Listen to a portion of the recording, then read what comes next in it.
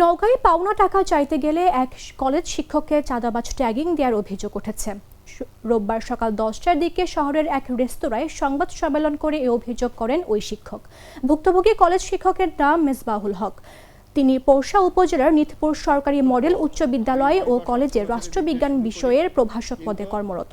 সংবাদ সম্মেলনে মেজবাহুল হক বলেন, 2009 সালে পোরশা উপজেলার ইটভাটা তৈরির উদ্দেশ্যে আশরাফুল আলম নামে এক ব্যক্তির কাছ থেকে 8 বিঘা জমি লিজ নিতে চাইলে তিনি জমিটি বিক্রি করবেন মর্মে 21 লাখ টাকা দাম নির্ধারণ করেন। এরপর মেজবাহুল হকের কাছ থেকে কয়েক দফায় 17 লাখ টাকা নেন আশরাফুল। পরে জমিটি রেজিস্ট্রি করে দিতে চেয়ে নানা টালবাহানা শুরু করেন তিনি। এক পর্যায়ে জমিটি অন্যত্র বিক্রির চেষ্টা চলছে এমন তথ্য পেয়ে সাব রেজিস্ট্রি অফিসে গিয়ে বিষয়টি সমাধানের উদ্দেশ্যে তাকে অন্যত্র ডেকে নেওয়া হয়।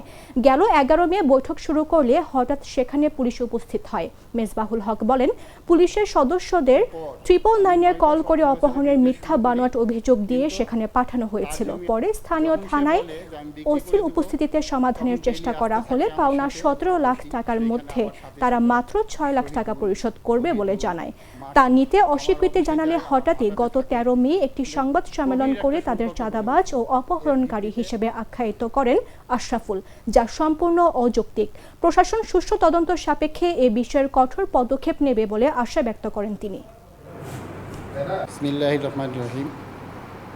আজকের এই প্রতিবাদ সংবাদ সম্মেলনের উপস্থিত বিভিন্ন